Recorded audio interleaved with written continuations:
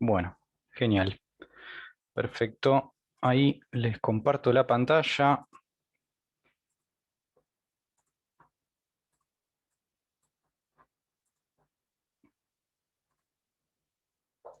Bien, en el día de hoy vamos a ver dos temas. Vamos a ir un poco rápido, intenso. El primero de estos temas vamos a ver sector monetario y financiero y luego sector externo. Vamos a ver algunas ideas y conceptos de ambos temas, pero esto es para darle un pantallazo antes del examen. Cuando lean la bibliografía la puedan entenderlo más bien. Em, Primero, abrimos, la primera concepto que vamos a ver en términos de sector monetario tiene que ver con que, bueno, estamos en una economía monetaria. Y por ende, el dinero es fundamental para explicar los procesos y los fenómenos económicos. Y en ese sentido habría que tratar de ver, o por lo menos de contestar de qué es el dinero, o qué viene a ser el dinero, qué función cumple el dinero en las economías monetarias, ¿no? Y lo primero que van a ver en los libros de texto siempre es estas tres funciones que cumple el dinero, que tienen que ver con que el dinero lo es como tal o se percibe como tal, en tanto sirve como medio de pago, es decir, si sirve como medio de pago es para realizar transacciones, es decir, sirve para realizar estas transacciones que hemos ya visto a lo largo de las cuentas nacionales, es decir, en transacciones en el mercado interno, transacciones en el mercado, en los mercados externos, en los mercados en general, es decir, eh, a cambio de un bien y servicio o del servicio de los factores de la producción, otorgamos dinero. Y por ende, este, este activo como tal, que el dinero sirve como esto, como medio de pago. Es decir, si uno quiere pagar algo, va a usar dinero. Por otro lado, el dinero sirve como unidad de cuenta. Unidad de cuenta viene a ser como la referencia de valor. Yo voy a medir los valores de todas las mercancías que hay en una economía en función de una unidad de cuenta. ¿Cuál es la unidad de cuenta en nuestro país? El peso argentino, ¿no? Viene a ser como el sistema métrico para esto, para medir altura, distancia. Es decir, o en el mercado externo, la unidad de cuenta general es el dólar prácticamente, porque todas las transacciones, o la mayoría de las transacciones se hacen en dólares y los bienes se miden en dólares. Y por otro lado, el dinero sirve como reserva de valor. Reserva de valor es justamente para guardar valor en un futuro si lo necesito, lo utilizo a este activo que es justamente el dinero. Es decir, si necesito en un futuro valor o dinero, bueno, para usarlo en un futuro, bueno, necesito algo que me reserve el valor porque no pierda ese valor en el proceso en el cual yo lo estoy guardando a ese activo.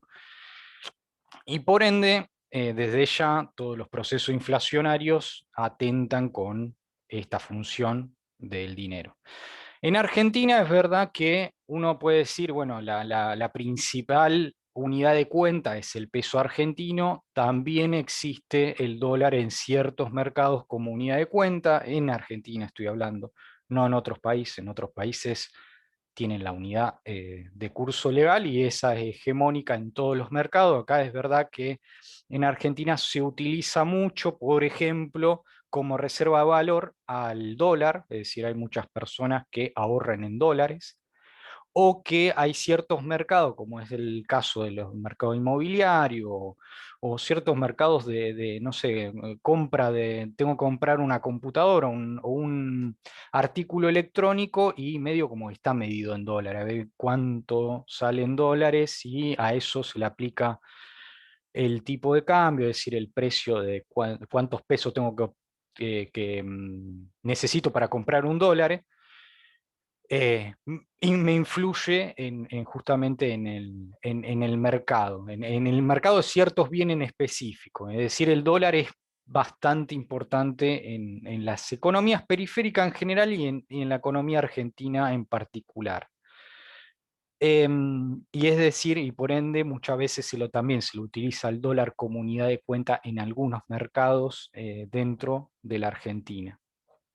No así como medio de pago, la verdad que en realidad si uno quiere comprar una casa o quiere comprar un auto, quiere comprar una computadora, etcétera, ahí sí se usa el peso argentino, sí o sí. Eh, sí está en puja, ¿no? La unidad de cuenta y la reserva de valor, y por ende se suele hablar de que la Argentina tiene así como un sistema bimonetario porque utiliza el peso argentino como el dólar como unidad de cuenta en ciertos mercados y como reserva de valor, ¿no? Pero también el peso se utiliza, digo, como reserva de valor. Esto, nada, si cualquiera puede tener un plazo fijo y está apostando por el peso, ¿no? Bien, estas son las funciones del dinero. El dinero en realidad es un activo, es un derecho que tiene la persona en cuestión y que ese activo en particular cumple estas funciones, es decir, cumple la función de medio de pago, de unidad de cuenta y de reserva de valor. Ahora bien, vamos a entrar un poquito más en específico en contestar de qué es el dinero, qué tipo de activo es el dinero.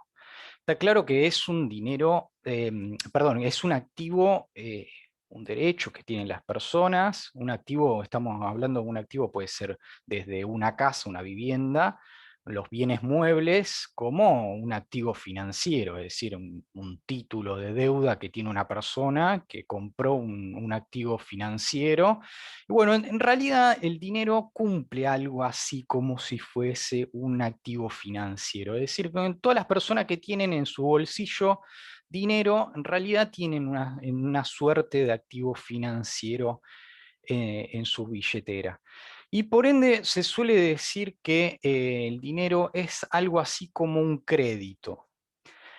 Un crédito en realidad es esto, es una promesa de entrega de un activo, de un derecho en un futuro. Es decir, cuando hablamos de crédito hay un deudor y hay un acreedor. Es un contrato en ese sentido. Y como todos los contratos, se media una transacción. Es decir, para que exista dinero, tiene que existir el crédito. Y por ende, cuando hablamos de crédito, hay un deudor y hay un acreedor. El deudor va a ser aquella institución en la cual emite el activo. En este caso, este activo cumple las funciones que anteriormente habíamos visto. Es decir, el deudor es el que emite el activo, es el que emite el dinero. Y por otro lado, mediando una transacción, existe la figura del acreedor, es decir, es la persona quien posee este activo en específico o el dinero. Para que lo entiendan un poco más en términos modernos, si se quiere, con esto de las monedas virtuales, en realidad las monedas virtuales como el Bitcoins, que ahora están de moda porque crecieron abruptamente el valor de los Bitcoin, en realidad es esto, el Bitcoin en realidad es una deuda para quien lo está emitiendo, para quien está emitiendo ese Bitcoin, porque en realidad quien emite el Bitcoin lo que está otorgando es una promesa de que en un futuro le va a otorgar el efectivo, el dinero en efectivo, en este caso el dólar, porque para comprar Bitcoin necesitas dólares, es decir, yo tengo dólares, otra persona tiene Bitcoin y lo que se hace en el mercado financiero es la persona que tiene dólares le entrega los dólares y la persona que tiene Bitcoin entrega los Bitcoin. El tema es lo siguiente, la institución que emite estos Bitcoin o cualquier moneda en general, ¿no? Está realizando una transacción. Y estos se expanden en todos los mercados financieros, en todos los mercados monetarios, es decir, incluso en la moneda común y corriente que nosotros lo entendemos. En ese sentido, cuando hablamos de moneda virtual, es una transacción, es decir, hay una persona que tiene Bitcoin y otra persona que tiene dólares, y la persona que tiene Bitcoin necesita dólares y la persona que tiene dólares quiere los Bitcoins, básicamente. Y por ende se intercambian entre ellos estos dos activos monetarios, si se quieren, ¿no? Y el que tiene bitcoins en realidad tiene la promesa de que en un futuro, si necesita dinero efectivo, lo va a tener, es decir, lo va a poder ofertar y alguien a cambio le va a dar dinero en efectivo. Por ende, en realidad es una transacción y todas las monedas y todas las instituciones que emiten monedas, en realidad están realizando una transacción, están realizando un crédito. Y por ende, cuando nosotros pensamos en dinero, siempre lo primero que pensamos es el billete papel, es la moneda acuñada, ¿no? Pero en realidad, en el sistema monetario, el dinero es algo mucho más amplio que el billete y la moneda acuñada, o el billete de curso legal, ¿no? En realidad es mucho más amplio porque el dinero es esto, es una transacción en la cual existe un deudor, existe un acreedor. Em, y en esto se entiende muy bien en el mercado de las monedas virtuales, porque en realidad también las monedas, hay ciertos mercados en los cuales te aceptan como medio de pago, ¿no? Le entregas la moneda virtual y puedes obtener ciertos bienes en específico.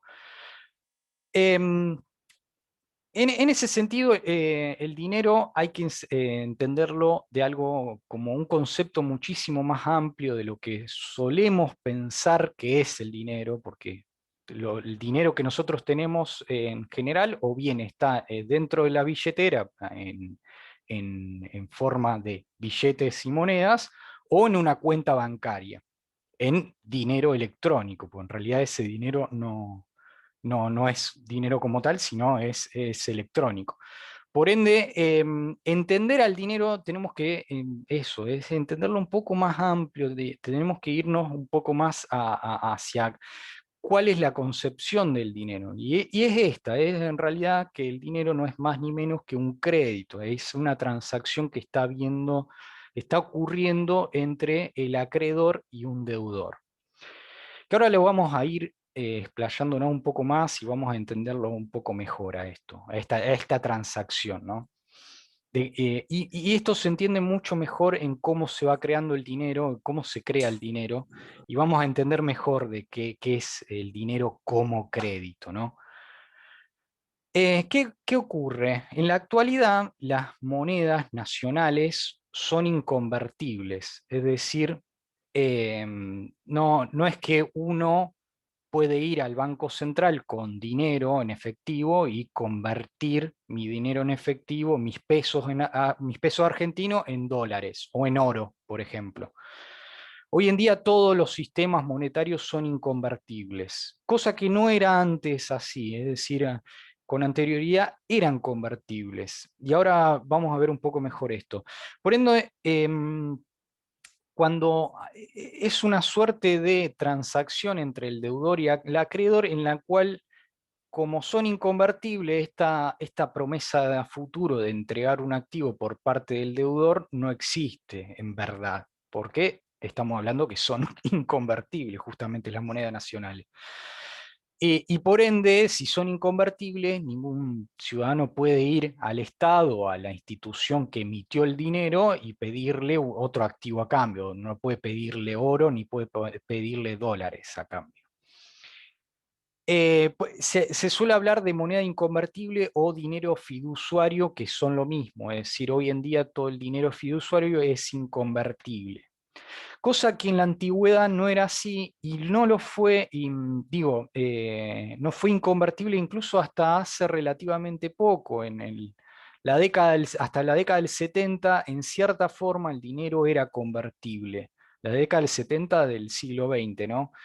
En la antigüedad el dinero, o el dinero en billete de papel que comúnmente nosotros conocemos, en realidad se creó en base a esto, a una transacción que tiene que ver con que los bancos privados en la antigüedad otorgaban un papel una promesa al depositante de que, bueno, lo que el depositante depositó en cualquier momento en el cual el depositante entregue ese papel, esa promesa, ese oro que el depositante entregó, esos metales que el depositante entregó, se lo va a devolver el banco. En realidad, el billete en papel que nosotros conocemos se creó de esa forma, es decir, un banco privado, o mejor dicho, un depositante ante un banco privado, entregó oro, depositó oro, y el banco privado le entregó un papel que en el cual decía que en cualquier momento que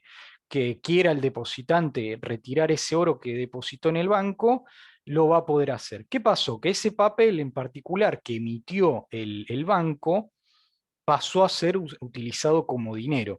Pero no es más ni menos que una transacción, no es más ni menos que un crédito, porque quien está emitiendo el dinero es el banco privado, en este caso, de la antigüedad. Quien está emitiendo el dinero es el banco privado, es decir, en ese caso se está posicionando como deudor porque tiene una deuda hacia el depositante, es decir, le debe ese oro que el depositante entregó. Y por otro lado, existe un acreedor, que es el depositante, es decir, quien tiene un activo o quien tiene el dinero. Entonces, el dinero se creó de esa forma, es decir, fue una suerte de dinero convertible en el cual en cualquier momento podía ir hacia el depositante, hacia el banco, y podía obtener el oro o obtener divisa, lo que sea, y por ende ese papel o ese activo, ese crédito que le dio el banco, se empezó a usar como medio de pago, como unidad de cuenta, como reserva de valor. Así surgió justamente el dinero y que en su función no es más ni menos que un crédito, porque en realidad es una promesa hacia un futuro que este deudor en cuestión le va a entregar el oro, la divisa, el activo que el depositante guardó en el dicho banco. Nació de esa forma y con las décadas se fue sofisticando más el crédito, y hoy en día la verdad que sí, las monedas nacionales son inconvertibles, es decir, ningún ciudadano tiene el derecho de ir a los bancos centrales a reclamar oro, divisa, básicamente. De acá, ¿se entiende esto? ¿Hay alguna duda?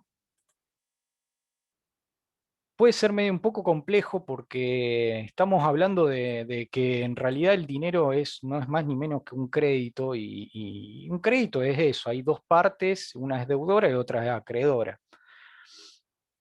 ¿Existe alguna duda? ¿Se entiende? ¿No se No se entiende? entiende, profe. Entiende, profe. Piénselo más que nada de esta forma, de cómo eran, Profe, sí. disculpe, las bitcoins, digamos, ¿en qué ámbito de la vida se podrían utilizar?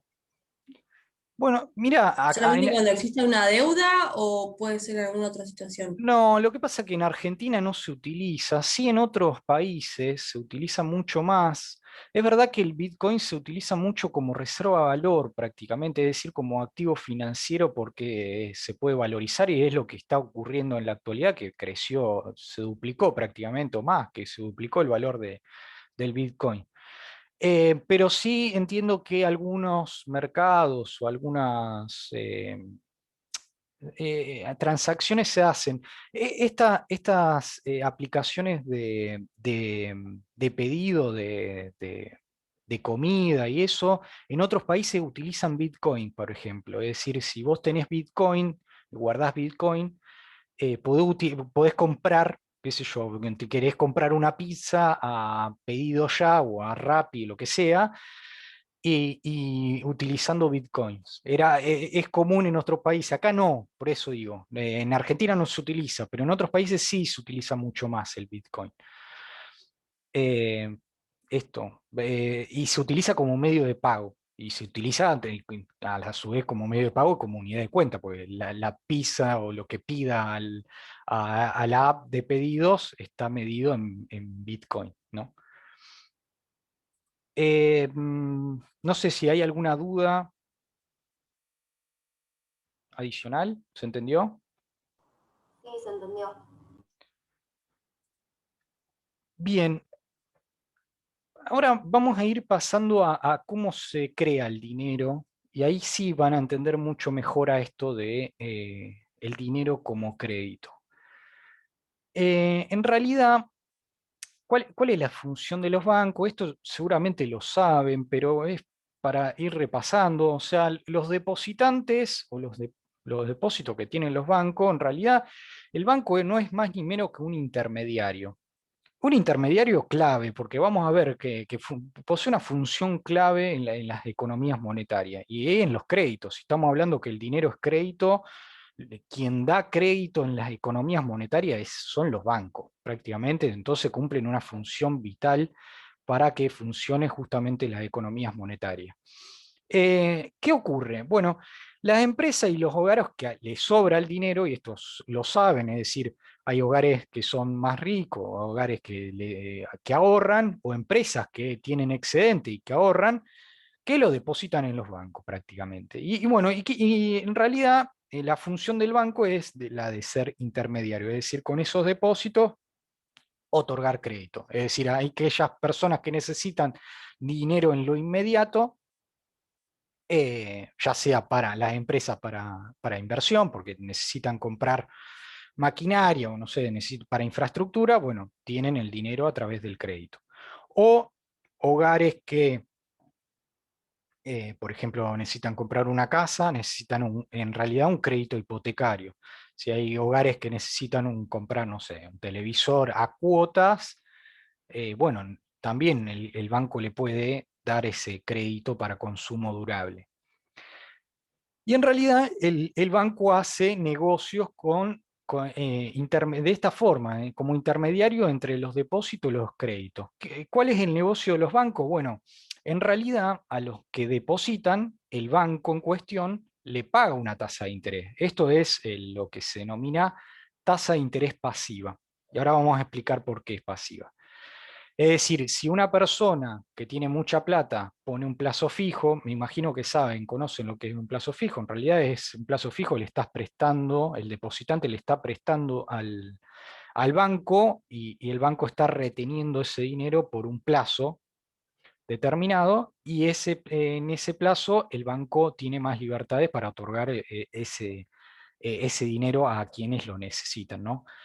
A cambio, el depositante les paga justamente el banco una tasa de interés.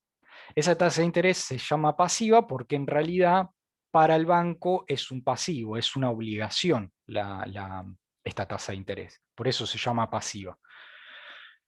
Y por otro lado, al realizar créditos, el banco le está, obviamente, si una empresa necesita realizar inversión, esa inversión y le otorga el respectivo crédito, eh, la empresa en cuestión tiene que pagar una tasa de interés que se denomina tasa de interés activa porque para el banco el crédito es un activo, es decir, el otorgarle un crédito a una empresa o un hogar que necesita dinero es un activo, es un derecho del banco. Y por ende se llama tasa de interés activa. Y el negocio del banco está en esto, en que tener un diferencial, en obtener un diferencial, es decir, que la diferencia entre la tasa de interés activa y la tasa de interés pasiva, ahí se encuentra la ganancia de los bancos. En esto tengan en cuenta que siempre la tasa de interés es el precio de esto, de endeudarse, el precio de prestar dinero. El depositante está renunciando a ese dinero y por ende se le pide a cambio de esa renuncia de dinero un precio, le tienen que pagar algo, por esa renuncia del dinero. ¿Cuál es el precio de ese préstamo que se está otorgando, que está otorgando el depositante al banco? Bueno, es la tasa de interés. Lo mismo acá, o sea, el precio de que se están endeudando justamente estos que necesitan de dinero es la tasa de interés. ¿Se entiende esto? Lo que estamos agregando un poco más complejo es los conceptos de tasa de interés activa y pasiva, nada más, pero me imagino que esto ya lo conocen. Em, Bien, ahora vamos a ir un poco más, vamos entrando de lleno en, tenemos los bancos privados, qué función cumplen, qué función cumple también, tenemos que ver el Banco Central, todos los países tienen Banco Central, algunos países no lo tienen, pero, por ejemplo, ¿quién no lo tiene? Inglaterra tiene el Banco de Inglaterra, que funge como banco central, pero nunca tuvo un banco institucional como Banco Central, pero básicamente prácticamente todos los países del mundo tienen bancos centrales. En Argentina, el Banco Central cumple muchísimas funciones y muy importantes. ¿Cuál es una de las principales funciones que cumple? Bueno, es la de emitir el dinero de curso legal, prácticamente. El Banco Central emite dinero, ahora vamos a ver cómo emite dinero, y esto se lo llama política monetaria. Y la política monetaria o bien puede ser expansiva, así como existen políticas fiscales expansivas, contractivas, de austeridad, también existen políticas monetarias expansivas o contractivas. Es decir, si el Banco Central, nuestro Banco Central, expande el crédito, expande la emisión, por ende, o tiene una política expansiva, es una política monetaria expansiva, ¿no? Si el Banco Central quiere limitar el crédito, bueno, ahí sí va a tener una política monetaria contractiva.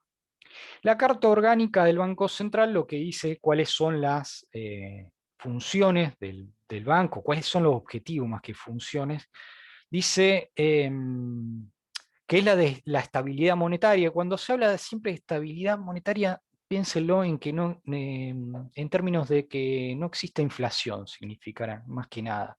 Cuando se habla más de estabilidad o que tenemos que estabilizar la economía, bueno, es eso, es política monetaria contractiva o política monetaria que no genere inflación prácticamente.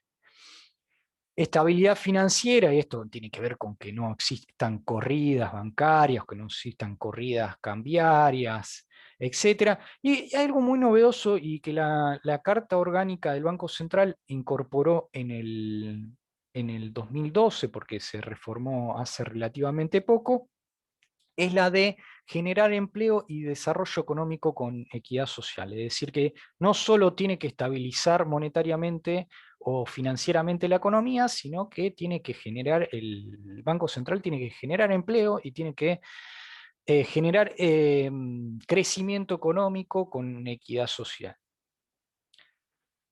A su vez, el Banco Central cumple la función muy importante de agente financiero del Estado en las transacciones del exterior. ¿Qué es agente financiero? Es básicamente el Estado. Si tiene que pagar ciertas bienes, servicios, transacciones financieras, lo va a hacer a través del Banco Central.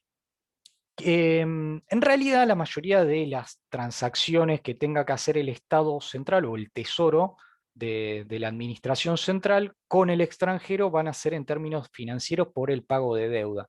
En ese sentido, el Banco Central le otorga las divisas al Estado para que pague la deuda prácticamente, para amortizar la deuda, para que pague la deuda y cancele intereses y perdón, intereses y el capital de la deuda. El agente financiero del Estado para las transacciones en el interior del territorio la cumple el Banco de la Nación Argentina. Es decir, ahí hay una dualidad, ¿no? El Banco de la Nación Argentina, que es un banco estatal, es de una sociedad del Estado. Es decir, si el Estado tiene, por ejemplo, pagar sueldos, el Estado Nacional, la Administración Central, ¿no? Si tiene que pagar sueldo, lo hace a través de o todas las transacciones que tenga que hacer, o pagar a proveedores o lo que sea, lo va a hacer a través del Banco de la Nación Argentina. Y si tiene que realizar transacciones hacia el exterior, la va a hacer a través del Banco Central. A su vez, el Banco Central regula la actividad de los bancos, de todos los bancos, lo que, hasta dónde se limita justamente las actividades de los bancos, qué pueden hacer los bancos y qué no pueden hacer los bancos, cuál es el capital social, cuál es la tasa de interés que pueden cobrar los bancos. Todo eso lo regula el Banco Central. Es algo así como el regente del sistema financiero argentino, prácticamente el Banco Central. A su vez, el Banco Central cumple la función de política cambiaria. Y esto también es importantísimo en un país periférico. La política cambiaria viene a referirse de cuál es el valor del dólar en relación al peso, ¿no? Es decir, cuántos pesos tengo que otorgar para comprar un dólar. Eso es el tipo de cambio. Y el tipo de cambio lo rige, o la política de cambiaria lo que hace es estabilizar el mercado cambiario para que ese tipo de cambio no crezca de la noche a la mañana. Es decir, interviene constantemente el Banco Central para que si hoy vale 80 o 85 pesos el dólar, un dólar, mañana no valga 200 pesos. Es decir, y ahí interviene el Banco Central para justamente tener una política cambiaria acorde con esta idea de generación de empleo, de desarrollo y de equidad social. Equidad social tiene que ver con la distribución del ingreso. Em, por otro lado, el Banco Central administra lo que se denominan como reservas. Las reservas las tienen todos los países, y cuando se hablan de reservas son depósitos en moneda extranjera y en oro también. No solo son reservas en oro, también hay préstamos, es decir, si un banco central de otro país le otorga un préstamo al Banco Central de nuestro país, esa plata, esas divisas que otorga otro banco, bueno, son parte de la reserva del país. Y más que nada las reservas del país, o lo que se denominan como reservas internacionales, sirven justamente para desarrollar la política cambiaria a futuro. Es decir, ¿por qué? Porque en realidad en la política cambiaria existe algo así como un mercado cambiario en el cual constantemente privados están intercambiando pesos por dólar y dólares por peso. Entonces, lo que hace el Banco Central es intervenir en ese mercado cambiario a través y con las herramientas de la Reserva Internacional. Es decir, utiliza sus depósitos en dólares que tiene el Banco Central para estabilizar el precio del dólar, justamente. Y para eso sirve. En otras épocas, y antiguamente, las reservas internacionales servían en la función de dinero convertible, es decir, antiguamente si un ciudadano o otro banco central iba al país, al banco central de nuestro país, y le decía, mira, yo tengo peso argentino, lo quiero cambiar por dólares, bueno, en ese caso había convertibilidad, como ocurrió en los 90, por ejemplo, en la Argentina, que hubo una convertibilidad de 1 a 1, es decir, un peso valía un dólar. Lo podían hacer, es decir, esas reservas internacionales servían para eso también. Es decir, pero hoy en día no ocurre esto, o sea, como el dinero es inconvertible, en realidad las reservas internacionales tienen otras funciones. No tienen esa función de ser convertidas del peso al dólar prácticamente. Y por último, el Banco Central funge como prestamista de última instancia. Es decir, ¿qué significa prestamista de última instancia? Tiene que ver con que si los bancos en un futuro inmediato necesitan dinero o necesitan crédito, quien se lo va a dar, y si lo necesitan ya, o sea, necesitan ya plata porque se los pidieron los depositantes o porque necesita el banco privado tiene que hacer un préstamo muy grande y necesita dinero para hacer un préstamo. Bueno, quien se lo va a dar va a ser el Banco Central, y por ende se dice que es prestamista en última instancia, y no va a ser que justamente los bancos privados pierdan liquidez. Es decir, pierdan liquidez quiere decir con que entreguen dinero, entreguen mucho dinero, o muchos depositantes van justamente a reclamar sus depósitos, y lo que va a hacer el Banco Central es básicamente entregarle dinero. Si necesitan dinero, lo va a hacer el Banco Central sin ningún problema. Por eso también cumple la función de reserva de valor de los bancos, en el sentido de que muchas veces, y por ley, y esto lo vamos a ver un poco más a continuación, que tiene que ver con que muchos bancos a su vez necesitan de que partes de los depósitos estén sin utilizar. Es decir, hay veces que necesitan que parte muy grande de sus depósitos sean inutilizadas por una cuestión de seguridad, no de seguridad de que los puedan robar, sino porque aparte de esto es todo dinero electrónico en la mayoría de los casos, sino de que por las dudas si necesitan estos bancos liquidez, quien se los guarda es el Banco Central, es decir, quien les guarda el dinero a los bancos, porque los bancos también necesitan que le guarden dinero, es el Banco Central.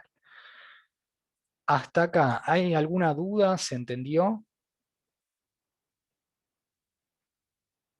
Se entendió. Bien. Ahora No, se vamos... entendió. Sí, ¿cómo? Que se entendió. Bien, perfecto. Ahora vamos a entrar de lleno ya con esto, con la creación de dinero. Y acá vamos a ver cómo tiene esta función del dinero de ser crédito. En primer lugar, hay que entender que los libros de texto hablan de una creación primaria de dinero y una creación secundaria. Cuando se habla de creación primaria, tiene que ver con que el Estado, a través del Banco Central, crea dinero, crea billete de dinero y de papel, o sea, de billetes y monedas. No solo crea billete y moneda, los bancos centrales crean crédito, incluso esto, crédito, dinero electrónico, porque muchas veces el Banco Central le entrega deposita electrónicamente a un banco privado dinero, que si en caso si necesita billete en dinero y papel, el Banco Central se lo entrega, no hay ningún problema. Pero muchas veces este dinero tiene esa función, o sea, tiene al ser un crédito el dinero, no es necesario que, se materialice en billetes de papel o monedas, ¿no?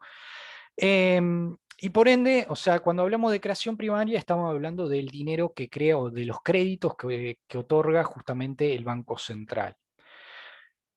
En cambio, cuando hablamos de creación secundaria, y ahí es lo novedoso, de que los bancos privados, es decir, no sé, el banco que se les ocurra, el Banco Santander, el Macro, no sé, el banco en el cual de ustedes tienen depositada su plata, o quien sea sus familiares tengan depositada su plata, esos bancos también crean dinero.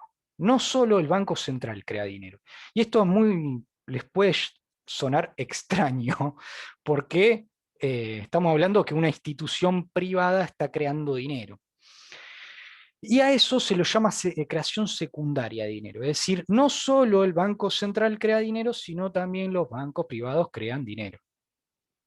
Banco privado o banco estatal. El único banco estatal, si mal no tengo entendido, es el Banco de la Nación Argentina. El Banco Nación, como comúnmente se lo conoce, es el banco más grande de la Argentina. Por lejos, por lejos, por lejos, el banco más grande, y es estatal porque es una sociedad del Estado, pero cumple la misma función que cumple cualquier banco privado, con el Banco Macro, el Banco Santander, cualquier banco. eh, Son bancos comerciales, o sea, tienen esa función de ser bancos comerciales en el sentido de que reciben depósitos, otorgan préstamo y eso. Pero tengan en cuenta esto, que en realidad todos los bancos crean dinero, o sea, no solo el Banco Central crea dinero, sino que los bancos privados crean dinero también, por esta particularidad, y que es que el dinero en realidad es crédito, y como los bancos privados otorgan créditos, también pueden crear dinero. En general, la creación de dinero depende, y esto también ténganlo en cuenta, del nivel de actividad económica, más que nada, si hay, es decir, y esto, a ver, es una visión keynesiana desde ya, porque estamos hablando de que cuando más se va a solicitar el crédito es cuando el ciclo económico se encuentra al alza, porque mucha gente quiere comprar artículos del hogar, porque mucha gente quiere comprar vivienda, porque las empresas quieren invertir, etcétera. Y en ese sentido es cuando más van a solicitar dinero. Y por ende, en general, se crea más dinero en los periodos del ciclo económico al alza. Es donde más se demanda dinero y por ende donde más se crea dinero.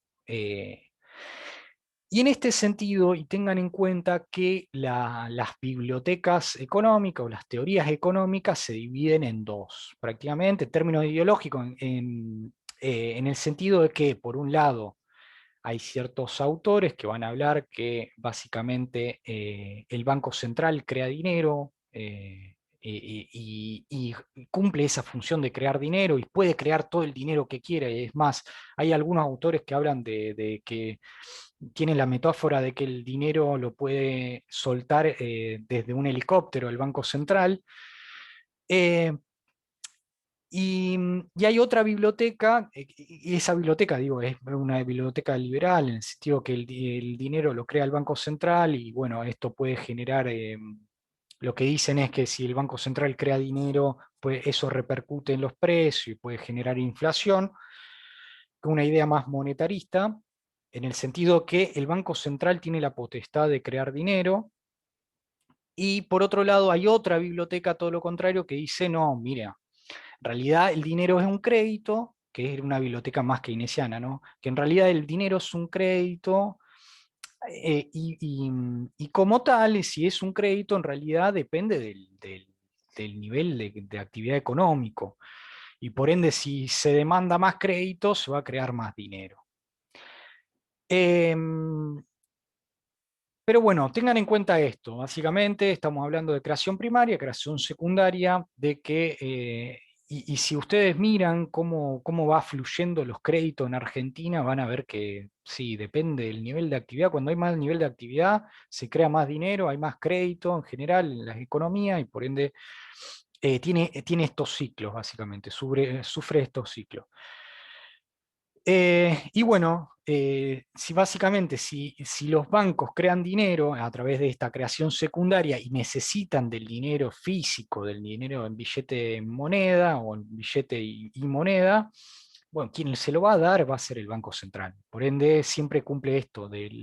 Los bancos privados, en caso de necesitar dinero, tengan exigencia de los depositantes, bueno, va a ir el Banco Central y le va a dar el respectivo dinero que necesita. No sé si hay alguna duda hasta acá. ¿Se entendió? Sí, se entendió, profe. Todo claro. Perfecto.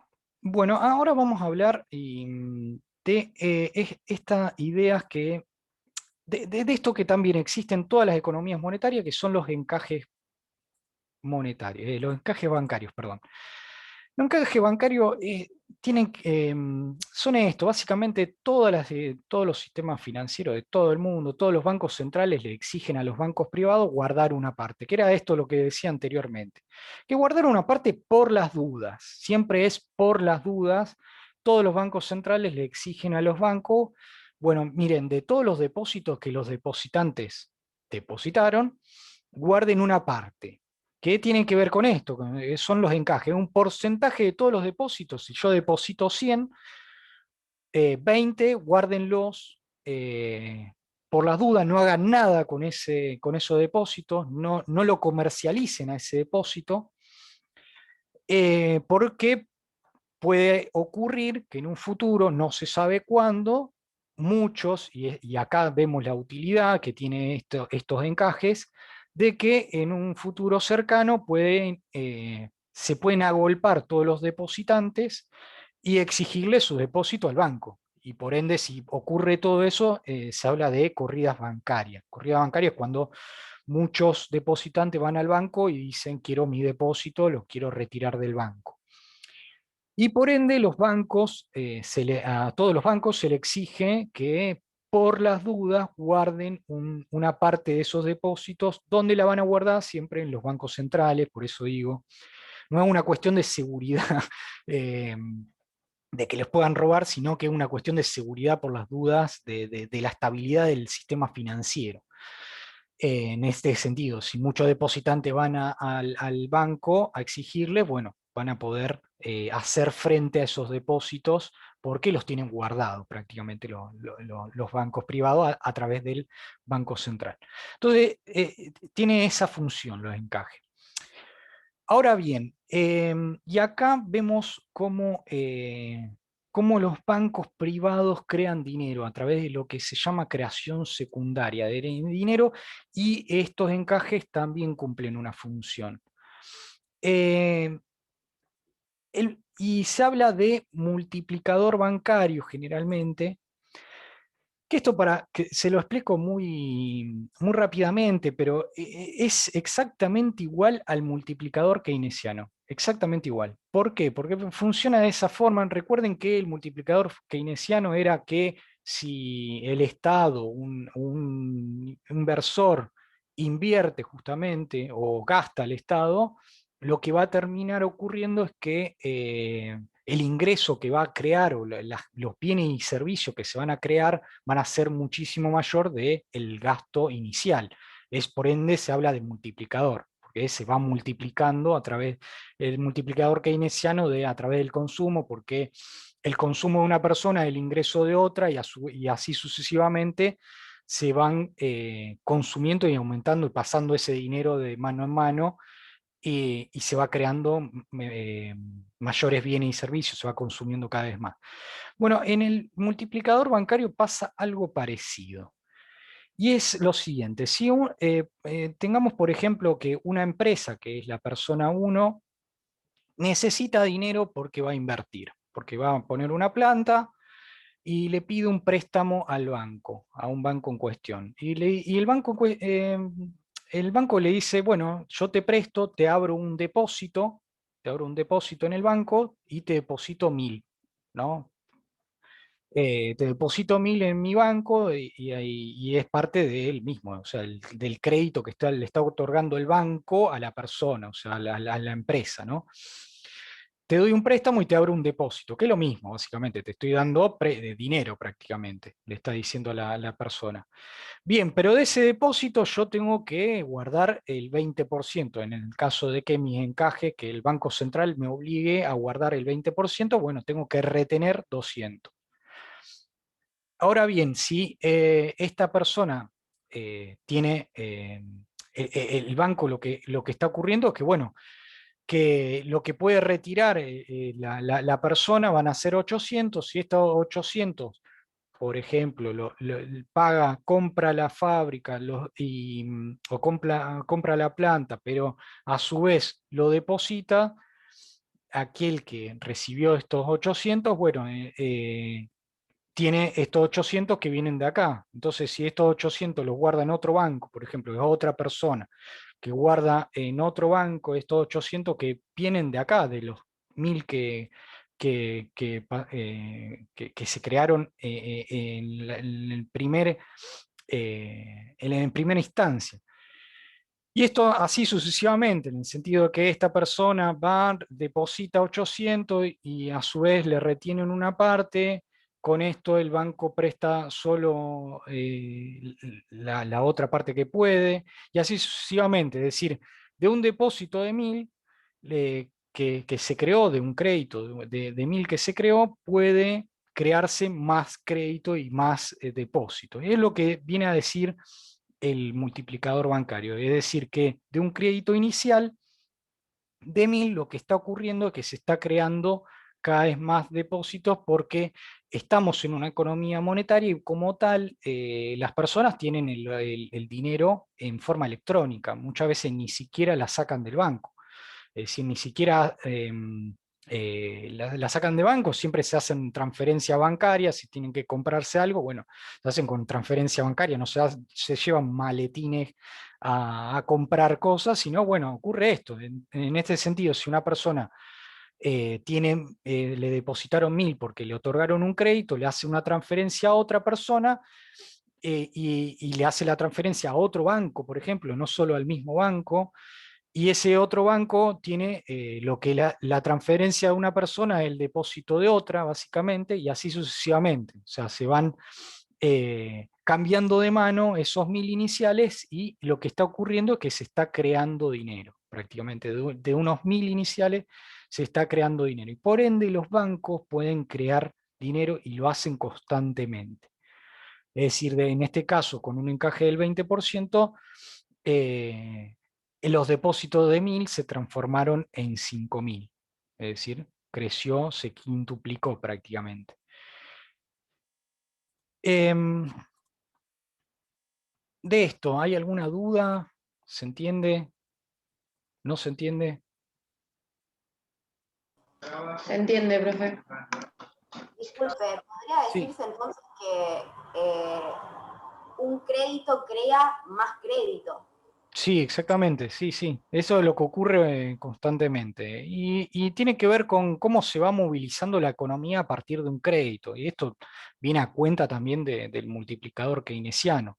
Es decir, a través de un crédito inicial se va creando muchos otros depósitos, muchos otros préstamos.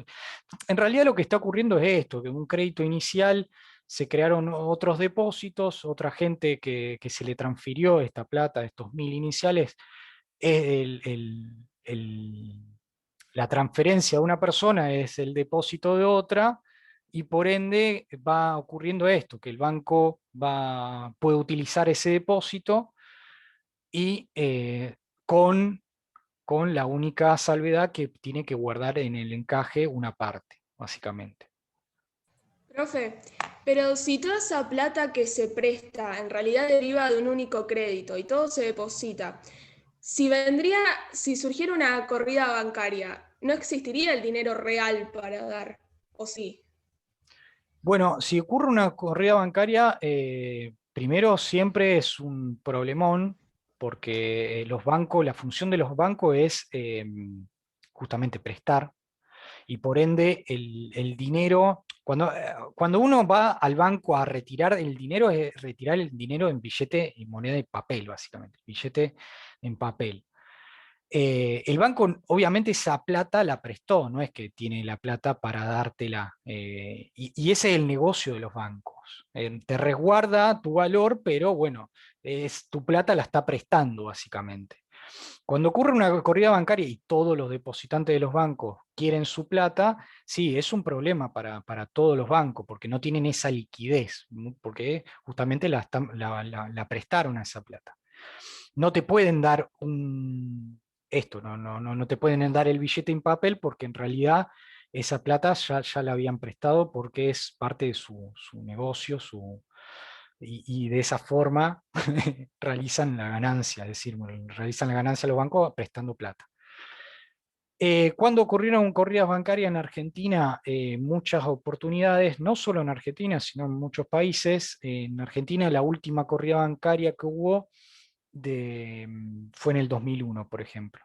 Muchos depositantes quisieron sacar sus depósitos y ocurrió el corralito, lo que se denominó corralito, que ustedes me imagino o bien eran muy, muy chicos y no saben qué es, pero bueno, fue un trauma para todos los argentinos.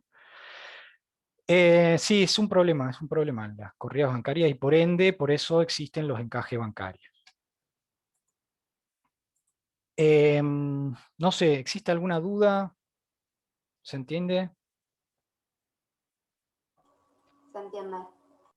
Acá para aquellas personas que les gusta la matemática, les dejo las ecuaciones para ver cómo se explica esto, cómo se puede calcular cuánto dinero se creó de un depósito inicial o un préstamo inicial. Y por último,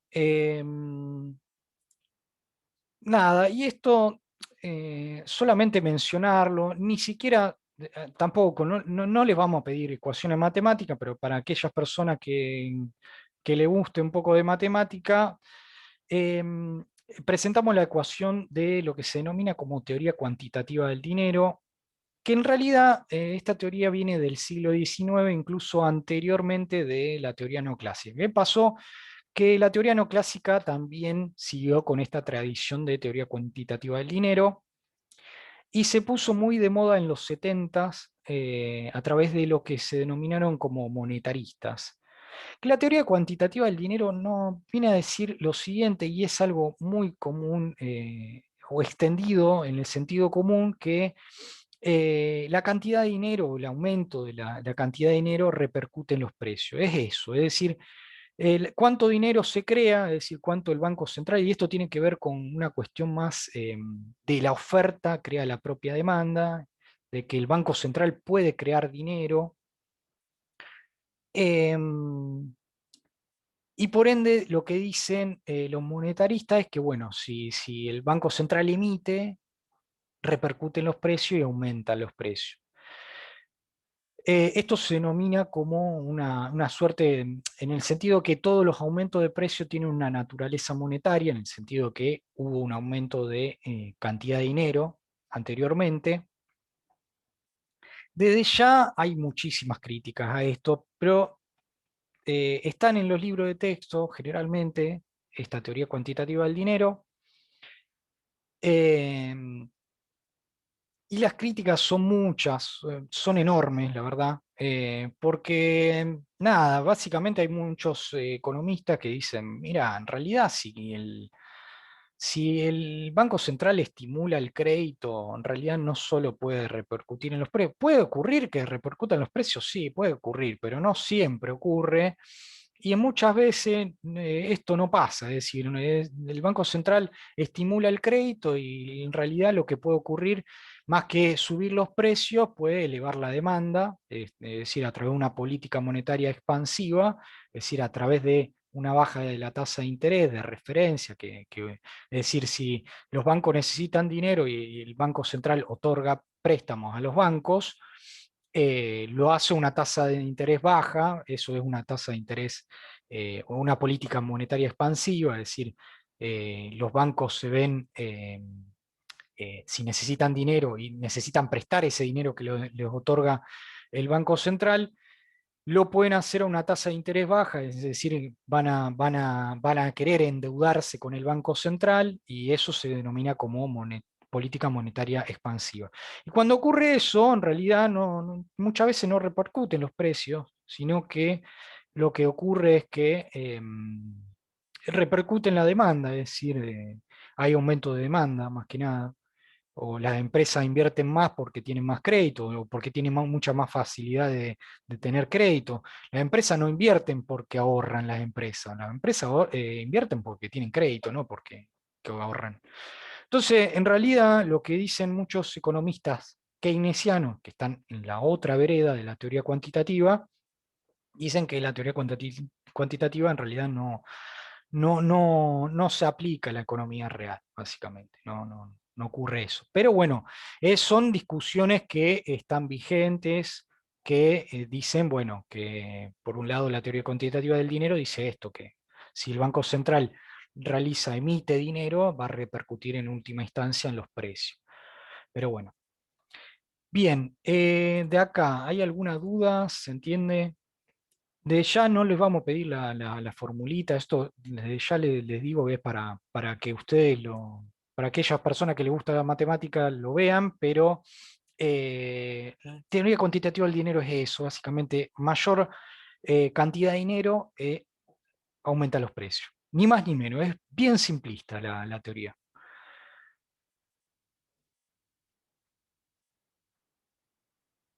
Bueno, dicho esto, vamos a pasar rápidamente a sector externo.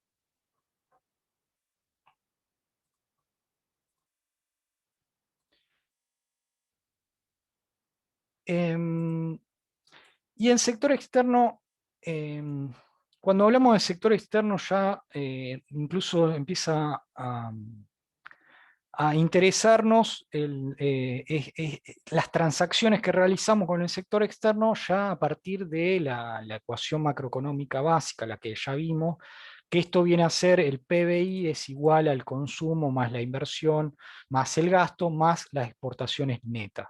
Esto es XN exportaciones netas. Las exportaciones netas son justamente las exportaciones menos las importaciones. Y las exportaciones, tengan en cuenta que son las ventas hacia el resto del mundo, y en cambio las importaciones son las compras desde el resto del mundo que realizamos los argentinos, ¿no? Bien, ¿y cómo lo registramos? ¿Cómo registramos estas transacciones? Bueno, lo que se hace comúnmente, y esto no solo lo hace la Argentina, sino lo hacen todos los países, se registran a través de lo que se denomina como balanza de pagos, que se encuentra dentro del sistema de cuentas internacionales. Nosotros habíamos hablado del sistema de cuentas nacionales, que era el que medía justamente el PBI, o sea, todas las transacciones que se realizan al interior de nuestro territorio. Pero hay otra cosa, hay otro sistema de cuenta que es el internacional, en el cual la balanza de pagos se encuentra en su interior. Es decir, la balanza de pagos pertenece al sistema de cuentas internacionales. El balance de pago es algo así como un estado contable estadístico que resume todas las transacciones que se realizan los residentes con los no residentes. Y ahora después vamos a explicar a qué refiere esto, de residentes y no residentes. Por ende, cuando hablamos de balanza de pago, en realidad es esto. Si desmenuzamos la definición, reúne información cuantificable, en forma sistemática, cronológica, estructurada. Tratamos, es decir, realizamos muchas transacciones con el resto del mundo. Bueno, clasifiquemos esas transacciones en base a ciertas características. Y ahí entran los estados contables. En forma de, bueno, tenemos que reunir toda esta información, todas estas transacciones, las tenemos que cuantificar en forma sistemática, clasifiquémosla, estructurémosla, porque si no es un caos. Vamos a cuantificar todas las transacciones económicas entre residentes y no residentes, ya sean transacciones comerciales, de inversiones financieras, productivas, etc. Y a su vez son siempre variables flujo, porque es decir, se miden o se cuantifican estas transacciones en un periodo de tiempo, así como lo habíamos dicho en términos de PBI, es decir, PBI lo medimos en un año o en un trimestre, pero lo medimos de esa forma, ¿no? En un periodo de tiempo. Ahora bien, ¿qué es residente? Y para entender esto, porque en el balance de pago estamos necesitando cuantificar todas las transacciones entre residentes y no residentes. Y este concepto de residente es muy importante porque te define qué es lo que vas a cuantificar. Si son todos residentes, vamos a clasificarlo de una forma. Si son todos no residentes, bueno, no nos va a interesar porque vamos a ver a qué nos refiere este concepto.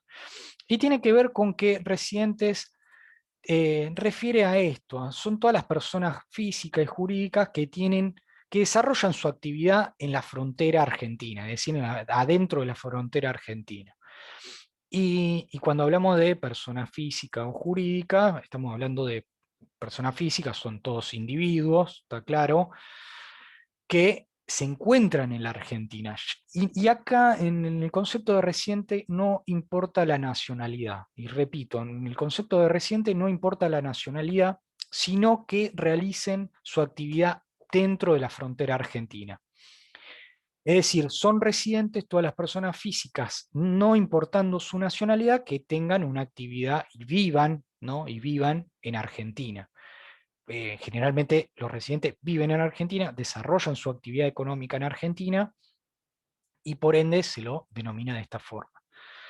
Las personas físicas, no importando su nacionalidad, que desarrollen su actividad económica en Argentina, en la frontera dentro de la Argentina, se van a llamar residentes.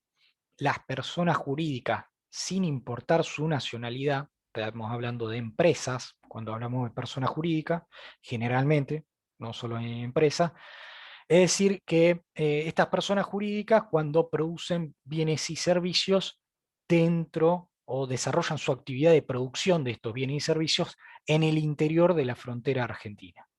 Es decir, tienen un interés permanente y productivo en la frontera dentro de la Argentina. En cambio, los no residentes se encuentran fuera de la frontera argentina, es decir, desarrollan su actividad fuera de la frontera de la Argentina. Los residentes desarrollan su actividad dentro de la frontera de la Argentina, los no residentes desarrollan su actividad fuera de la frontera argentina. E insisto, sin importar la nacionalidad, porque puede haber un argentino que vive en España y que desarrolla su actividad en España y por ende todas las transacciones que realice en el mercado español, ese argentino a mí no me va a interesar en este sistema de cuentas internacionales, porque ese argentino en España está desarrollando su actividad en España. Y estoy definiendo que el sistema de cuentas internacionales a través de la balanza de pago voy a cuantificar todas las transacciones entre residentes y no residentes. Si el argentino vive en España y desarrolla su actividad en España, es un no residente que está haciendo transacciones con no residente. Entonces, ahí no me interesa esas transacciones que está haciendo el argentino. Y lo mismo pasa con una empresa que esté fuera de la frontera argentina, una empresa argentina que esté de capital argentino que esté fuera de la frontera argentina. En ese sentido, solo transacciones entre, que acá esto lo vamos a ver mejor, es decir, son transacciones que realiza, voy a cuantificar, a clasificar sistemáticamente todas las transacciones económicas que realiza la Argentina, y esto lo pueden entender mejor, es decir, cuando hablamos de residentes, la Argentina, y acá dentro de la Argentina hay extranjeros, hay nacionales, etcétera, etcétera, con el resto del mundo. Es decir, todas las transacciones que realiza la Argentina con el resto del mundo se las voy a cuantificar y sistematizar a través de la balanza de pago. ¿Cómo las voy a cuantificar y cómo las voy a sistematizar? A través de ciertas cuentas. Es decir, la balanza de pago se compone por cuentas y subcuentas, que voy a ir clasificando esos tipos de transacciones a través de la cuenta corriente, a través de la cuenta de capital, a través de la cuenta financiera. Es decir, la balanza de pago se compone por estas tres cuentas, que en su interior existen tipos de transacciones. Bien, ¿qué voy a cuantificar en la cuenta corriente? Y desde ya, si hay alguna duda, párenme. ¿Qué voy a cuantificar en las cuentas corrientes? Bueno, varias cosas. En primer lugar, todas las importaciones y exportaciones de bienes y servicios. Es decir, si una empresa, por ejemplo, una empresa aceitera que vende derivado de soja hacia el resto del mundo, la voy a cuantificar como una exportación, ¿no? Si una empresa importadora, no sé, ¿cuál puede ser? Una automotriz, compra un auto que se produjo en Brasil, bueno, ese auto que se produjo en Brasil y que ingresó a la Argentina es una importación, ¿no? A eso, a las transacciones de exportaciones y de importaciones y exportaciones de bienes, se las suele denominar como balanza comercial. Y acá la balanza comercial solamente es de bienes, sí, de bienes básicamente, de exportaciones y exportaciones e importaciones. La balanza comercial en realidad son las exportaciones menos las importaciones. Es algo así como las exportaciones netas que vimos anteriormente. Es decir, la balanza comercial puede ser superavitaria cuando existen mayores exportaciones que importaciones, o puede ser deficitaria cuando la balanza comercial, en dicha balanza comercial, las importaciones son mayores a las exportaciones. Y acá tengan en cuenta y diferencienlo con lo que vimos en la clase anterior de superávit y déficit fiscal. Acá estamos hablando de superávit y déficit de balanza comercial, y es con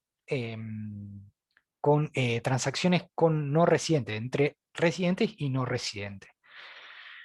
Es decir, puede ser superavitaria o deficitaria. E insisto porque, de nuevo, si ustedes abren un diario y leen sobre exportaciones e importaciones, seguramente se van a encontrar con este término de balanza comercial. Se van a encontrar con el término de, bueno, la balanza comercial es superavitaria en tantos millones de dólares, porque la diferencia entre las Expo y las Impo, las exportaciones y las importaciones, o es deficitario en tal trimestre, las exportaciones cayeron y las importaciones subieron y por ende la balanza comercial se tornó deficitaria. Esto lo pueden leer en cualquier diario, ¿no? Son términos muy comunes, el de hablar de balanza comercial. Pero bueno, también existen exportaciones e importaciones de servicios. Acá dentro de los servicios hay una canasta gigante, prácticamente.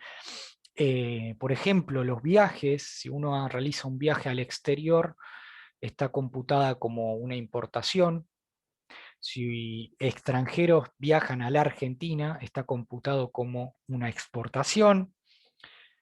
Transacciones de servicio de todo tipo, y más, es muy común ahora, nada, los freelancers que hacen exportaciones de su trabajo, es decir, hacen exportaciones de su servicio, es decir, una empresa de software una persona, un desarrollador de software en Argentina, le vende su servicio a una empresa del exterior. Bueno, eso es parte de servicio empresarial, lo que se denomina como servicio empresariales, y se computa de esta forma, como servicio. Y lo propio con una importación, es decir, si alguien de la Argentina importa un servicio, está comprando un servicio que se produce en otro país, bueno, también se computa como importación. De ya párenme si tienen alguna duda. También dentro de las cuentas corrientes pueden haber, se computa, se cuantifican lo que se denomina como ingreso primario. Que en realidad los ingresos primarios son todas las transacciones debido a, básicamente sí, básicamente a los rendimientos de los factores de la producción. Es generalmente,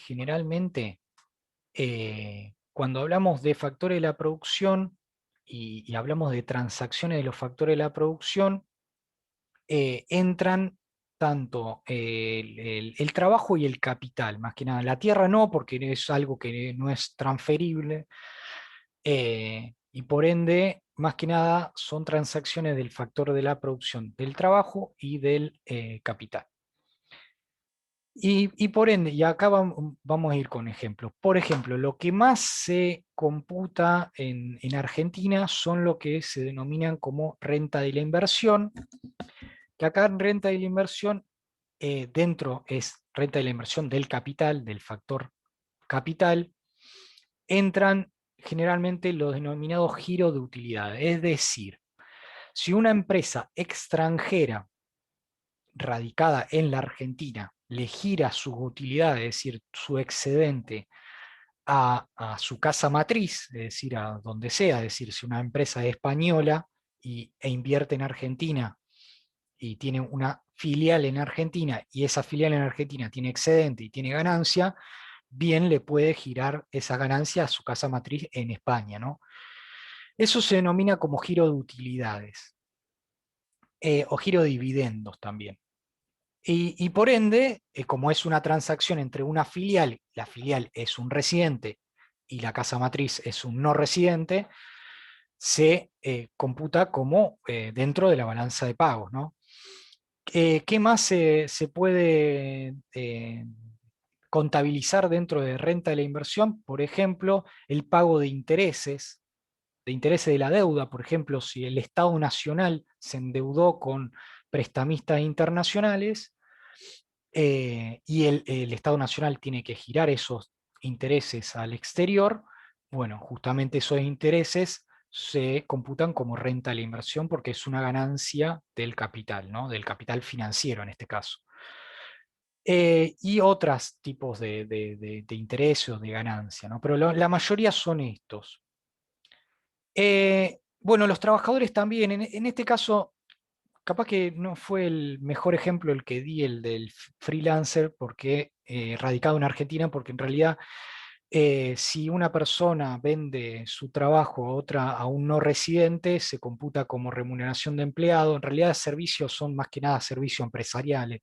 Es decir, si una empresa en Argentina que hace desarrollo de software le vende el software a otra empresa en otro país, bueno, ahí se computa de esa forma. En realidad, es verdad que la remuneración de los empleados, es decir, si una empresa tiene un empleado en Argentina, una empresa extranjera tiene un empleado en Argentina, eh, que dicha empresa en cuestión no está radicada justamente en Argentina, y le tiene que pagar justamente a ese empleado, bueno, se computa como una transacción entre un residente, que es el trabajador argentino en Argentina, que realiza un trabajo para otra empresa extranjera que no está radicada en Argentina. Bueno, ese salario se computa como remuneración de los empleados. Y por otro lado, y por último, se computa como ingreso secundario a las transferencias corrientes entre residente y no residente. Acá en Argentina no es común, sí lo es en países centroamericanos, que tengan una importancia muy grande, porque en realidad son transferencias que no tienen una contraprestación, es decir, hay alguien que le gira a otra persona en otro país, pero esa persona a la cual le es girada ese dinero, no le entrega nada a cambio, básicamente, por ende no tiene una contraprestación. Eh, ¿Dónde ocurre esto? Bueno, entre, por ejemplo, Estados Unidos y México. Es muy común que mexicanos que pasan la frontera y van a vivir a Estados Unidos, trabajen en Estados Unidos, y esos trabajadores mexicanos en Estados Unidos le giren una parte de su salario, de sus sueldos, a las familias que viven en México, por ejemplo. Y es muy común en todos los países centroamericanos que tengan una gran importancia este rubro, es decir, los ingresos secundarios. Pero acá en Argentina no, la verdad que no tiene gran importancia. En Argentina lo que más tiene importancia son estos, los bienes, la comercialización de bienes y servicios, y el pago de intereses de la deuda y el giro de utilidades, más que nada. ¿Alguna duda? Esto se lo dejo para que lo vean.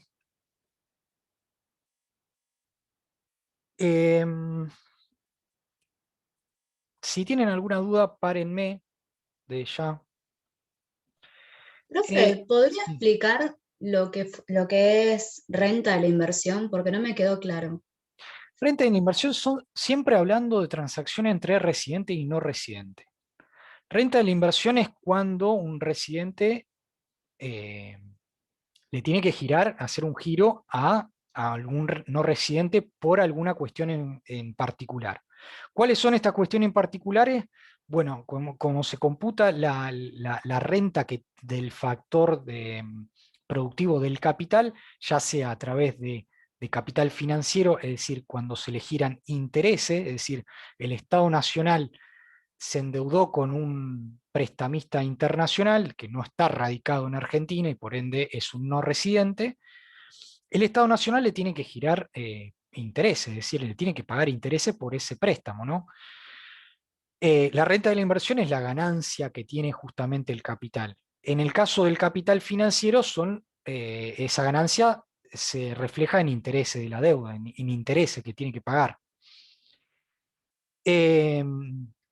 Y así lo mismo si una empresa, una filial de una multinacional en Argentina se endeuda con la casa matriz, bueno, esa filial le tiene que girar intereses a la casa matriz, ¿no? En ese caso es una transacción entre un residente con un no residente, pues la filial radicada en Argentina es un residente porque desarrolla su actividad en Argentina, y la casa matriz no lo es. Y por ende, si la casa matriz le otorga un préstamo a la filial en Argentina, bueno, esos intereses que tenga que pagar la filial en cuestión van a computarse como renta de la inversión. Por otro lado, también se computa como renta de la inversión aquellos giros de utilidades. Y acá de nuevo, lo mayoritario en Argentina es que una filial radicada en Argentina le gire dividendos y utilidades, es decir, la ganancia de dicha filial a la casa matriz. Es muy común que ocurra esto. Y por ende, como la filial es un residente, la casa matriz no lo es, no es un residente, la transacción entre ambas se computa como renta de la inversión en el subcapítulo giro de utilidades. Lo mayoritario es esto, para que lo entiendan básicamente. Pero es una suerte de, bueno, pagos del capital, del factor de producción del capital, básicamente, renta de la inversión.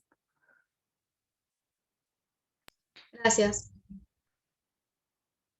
Y esto muy rápidamente, a partir de lo que se denominó la creación de la CEPAL, se empezó a discutir el término de deterioro de los términos de intercambio. La CEPAL es la Comisión Económica para América Latina y el Caribe, que la inauguró Raúl Prebisch. Raúl Prebisch es argentino, se desempeñó como... y aparte la CEPAL depende de la ONU, es una institución, un subagregado de la ONU, en el cual la CEPAL lo que hacía era básicamente recomendar política, discutir política económica, discutir ciertos fenómenos trascendentales que estaban ocurriendo en América Latina. ¿En qué año? Bueno, en la posguerra más que nada. Y la CEPAL incluso continúa hoy en día, ¿no? Pero es interesante esto porque este término de los términos de intercambio, los términos de intercambio, porque lo que se empezó a discutir es que en realidad estos términos de intercambio se estaban deteriorando cada vez más, secularmente. Es decir, secularmente quiere decir a través de las décadas, es decir, cada vez que pasaban las décadas los términos de intercambio se estaban deteriorando. ¿Qué ocurrió? ¿Qué son los términos de intercambio?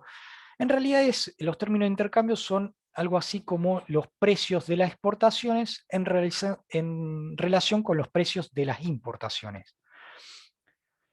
América Latina generalmente exporta materias primas y generalmente importa manufactura. Y lo que estaba viendo Prebisch, este economista argentino, y lo que le estaba recomendando a toda América Latina era que, ojo con el comercio internacional, que en realidad este comercio internacional no nos está favoreciendo a nuestro desarrollo económico, a nuestro bienestar. ¿Por qué no está favoreciendo? Porque se está deteriorando los términos de intercambio, es decir, los precios de las materias primas, de las exportaciones, no están evolucionando de la misma forma que lo estaban haciendo los precios de las importaciones. Y lo que decía Prebisch era que si bien los precios de las exportaciones podrían llegar a aumentar, lo que estaba ocurriendo es que los precios de la exportación estaban aumentando más rápidamente que los precios de las exportaciones.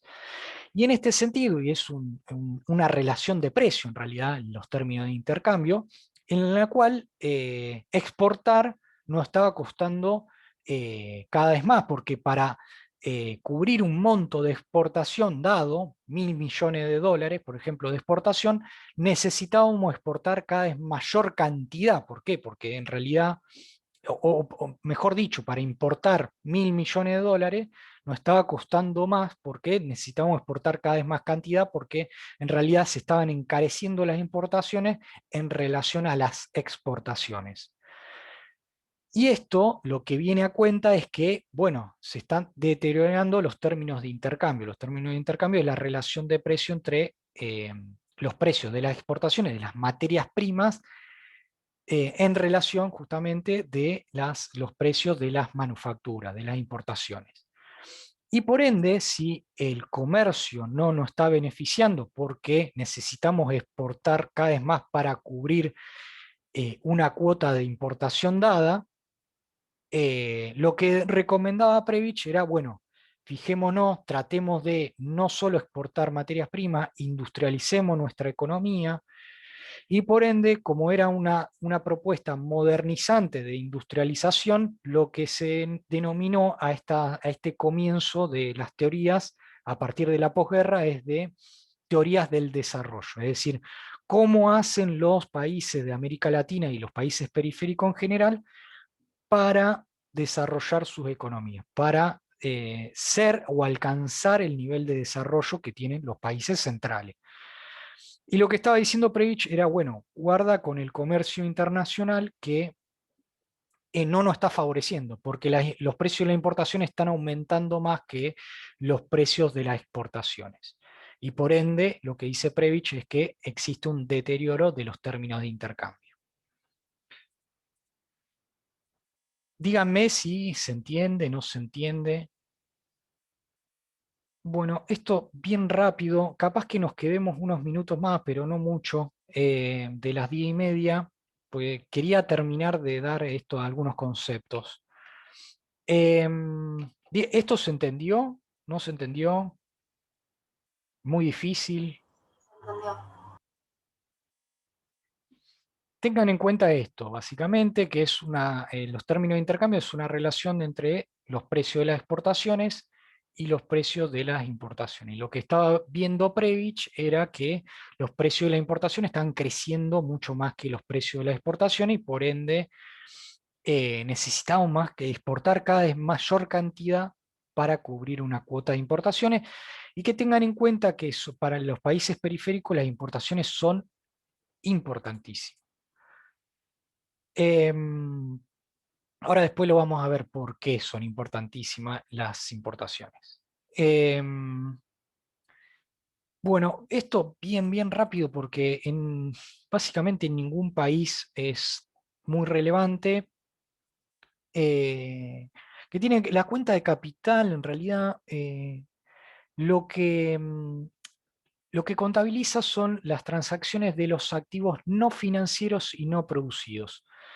Ahora bien, ¿cuáles son estos activos no financieros y no producidos? Bueno, por ejemplo, los derechos de concesión, de propiedad de concesión, las marcas, porque las marcas registradas, o los contratos, licencias, los fondos de comercio, son todos activos que no son financieros ni son producidos. No producido quiere decir que no los podemos producir en una fábrica, en ese sentido, quiere decir no producido, ¿no? Por ende, por ejemplo, ¿qué entra dentro de activos no financieros no producidos? La compra-venta de jugadores, de los pases de los jugadores, qué sé yo, el Barcelona compra el pase de Messi o compra el pase de un jugador de fútbol. Bueno, un jugador de fútbol es un activo no financiero no producido y bueno, se va a contabilizar de esta forma, dentro de la cuenta de capital.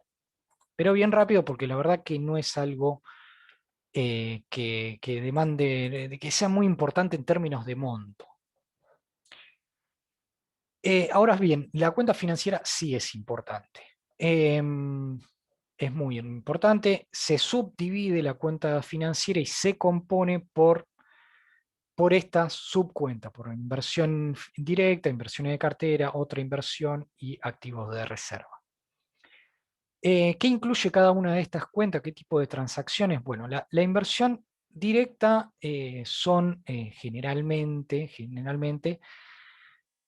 transferencia de capital, es decir, la casa matriz de una empresa multinacional monta o establece una fábrica o una empresa en Argentina y por ende ese capital que le transfiere la casa matriz a la filial en Argentina se contabiliza como inversión directa. En este sentido es una empresa residente que recibe justamente de una casa matriz el capital para funcionar, ¿no?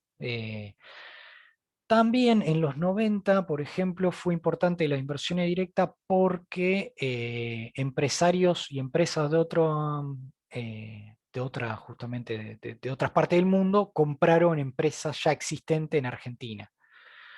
Y acá hay muchísimas empresas que pasaron a ser extranjeras, que antes eran Argentina, es decir, que eran de capital argentino, y que pasaron a ser empresas extranjeras, es decir, que se extranjerizaron.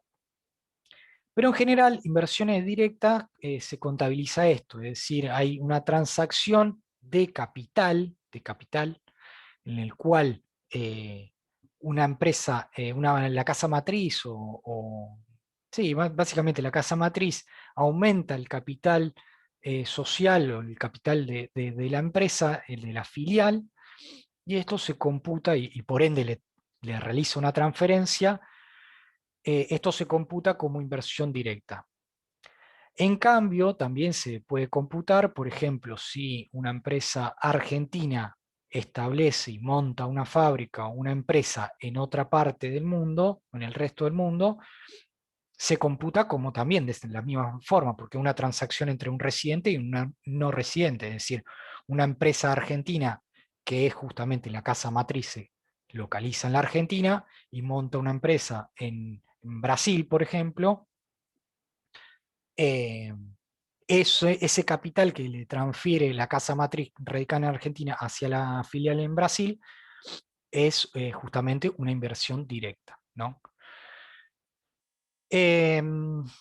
Inversiones de cartera tiene que ver con las transacciones de activos financieros. Acá más que nada las inversiones directas son de activos de riesgo, se lo denomina de riesgo porque es una relación más en el largo plazo, porque estamos hablando de capital productivo, estamos hablando de empresas. En cambio, las inversiones de cartera son transacciones de activos financieros. Si en inversiones directas son capitales productivos, en inversión de cartera son capitales financieros. Y tienen que ver con la compra de títulos de deuda, con la... Sí, más que nada, tiene que ver más que nada con esto, con compra de deuda. Hay veces que algún inversionista de otro país compra una participación minúscula de otra empresa, de una empresa radicada en Argentina, y que también se lo suele clasificar como inversión de cartera, pero más que nada en Argentina, inversión de cartera es cuando un inversionista radicado en otra parte del mundo compra un título de deuda emitido en Argentina por un residente, ¿no? ¿Cuál es la mayoría de estos títulos de deuda que se han emitido? Bueno, tienen que ver con títulos de deuda del Estado Nacional.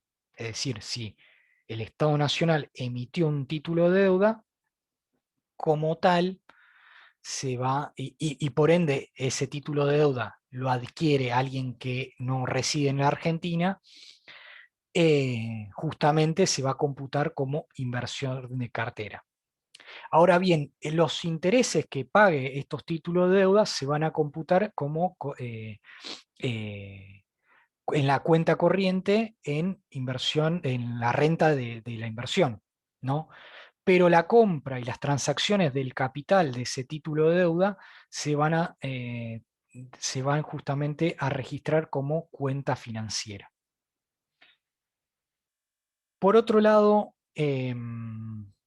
se suele registrar en otra inversión las transacciones de moneda o de depósito en el exterior, y acá en Argentina generalmente es un argentino que tiene una cuenta en un banco en el exterior, en Estados Unidos, en un paraíso fiscal, y si justamente el residente, que es el argentino que reside justamente en Argentina, realiza un depósito en una cuenta de un banco en el exterior, se computa como depósito en el exterior como otra inversión o compra de moneda, y por ende como depósito en el exterior.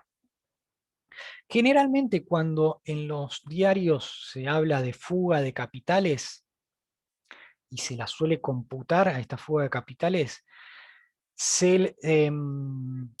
viene a referirse a este concepto, es decir, a depósito en el exterior o a compra de moneda extranjera que realizan los residentes y que sacan de circulación. Y por ende el Estado no sabe dónde se encuentra esa moneda.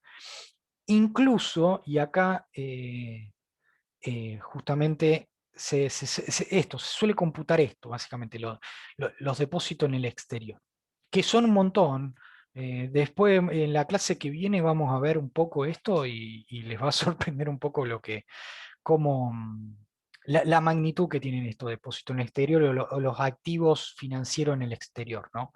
De argentinos, que no son pocos y son muy importantes. Y por último, en cuentas financieras se contabilizan los activos de reserva, que los activos de reserva son exactamente las reservas internacionales del Banco Central. Son eso, básicamente. Son ¿qué son las reservas internacionales del Banco Central? Son los depósitos en moneda extranjera que tiene el Banco Central, es decir, los dólares que tiene el Banco Central. Que acá tienen la definición y todo bajo el control de la autoridad monetaria, que es justamente el Banco Central. De esto, ¿existe alguna duda? ¿Se entiende? ¿No? Se entiende, se entiende. Repaso, bien rápido. Tenemos cuenta corriente, cuenta de capital y cuenta financiera. En la cuenta corriente contabilizamos exportación, importación de bienes y servicios, de ingreso primario que se subdividía en renta renta de la inversión y en remuneración de empleados, e ingreso secundario, que son estas transferencias sin una contraprestación. En cuenta de capital son transferencias de activos no financieros y no producidos, y en cuenta financiera son transacciones más que nada financieras que tienen que ver con inversiones directas, es decir, entre empresas, o inversiones estrictamente financieras a través de esto, de compra y venta de activos financieros, más que nada en Argentina de títulos de deuda, y de depósito en el exterior. En la clase que viene vamos a terminar con esto y vamos a empezar con justamente con pobreza y distribución del ingreso. Y estamos hablando del lunes, ¿no? El martes, bueno, solo repaso de las deudas que ustedes tengan. Me preguntan en qué ficha se encuentra esto. Esto está en Castro y Leza y está en Rosenberg. Yo después se lo voy a poner, siempre se lo subo al Google Classroom, así que no se preocupen. Hoy ahora en un rato ya se lo subo todo a la bibliografía. Es sector externo. Esto estamos viendo sector externo. Bien, ¿tienen alguna duda? Después la clase que viene vamos a terminar con esto. Queda muy poquito para dar de sector externo y ya lo terminamos. ¿Hay alguna duda? Si no, Yo tengo una duda sobre el parcial. ¿Ustedes nos van a mandar un link explicando cómo va a ser la modalidad y todo eso, o hay que inscribirse como en un final a través del SIU? me mataste. A ver, nosotros les vamos a explicar cómo es.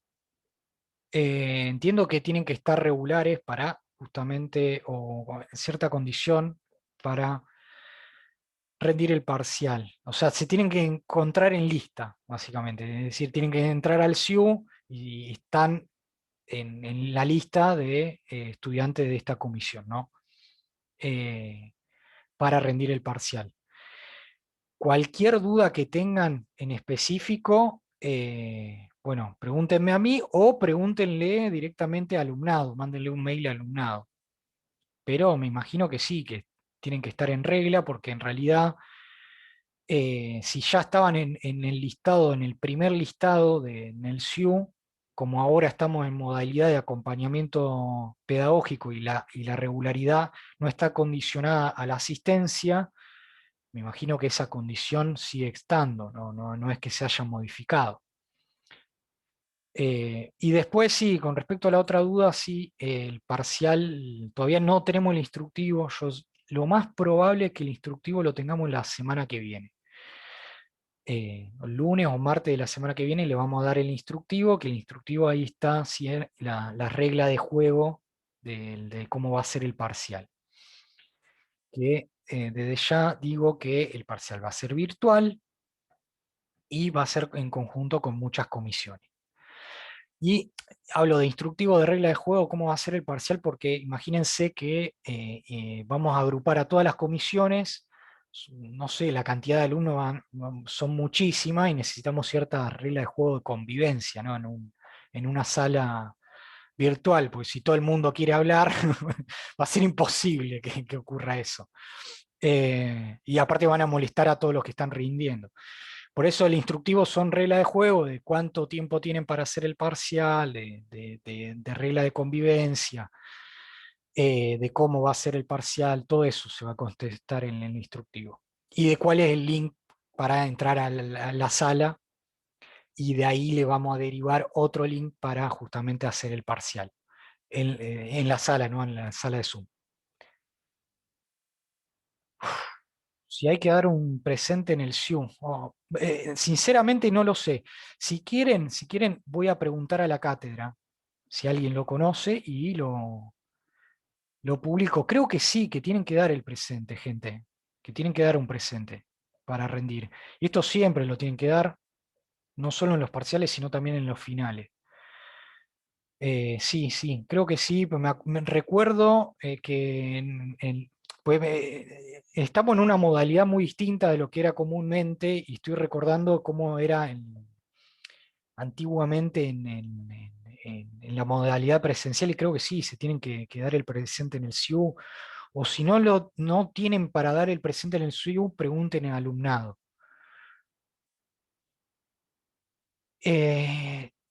Bueno, si no aparece la inscripción en el examen, seguramente les aparecerá en estos días. Déjenme averiguar y yo les mando un mail, o lo publico también ahí en el Google Classroom. Sí, esto no sé si hay que inscribirse o no. Después les digo con más detalle. No lo sé, sinceramente no lo sé. Son cuestiones burocráticas que no sé si en esta instancia de acompañamiento pedagógico cambiaron o no, prácticamente. Bueno, no sé, ¿hay alguna otra duda? Ya le digo, vayan acumulando dudas, vayan estudiando y anotándolas a las dudas que tengan a medida que vayan estudiando. Y el martes, ahí sí vamos a hacer solamente clase de repaso. Si terminamos antes porque no tienen duda, bueno, terminamos antes. Y si no, bueno, durará las dudas que ustedes tengan. Y recuerden que la unidad, el parcial, perdón, el regularizador entra unidad 1 y unidad 2, incluyendo la clase que vamos a dar el lunes, que va a ser de distribución del ingreso y pobreza. El tema que demos el lunes va a estar incluido en el examen parcial. Que tampoco es mucho, después van a ver que no, se tienen que acordar algunos conceptos, no es nada del otro mundo. Bueno, no sé si hay alguna otra duda.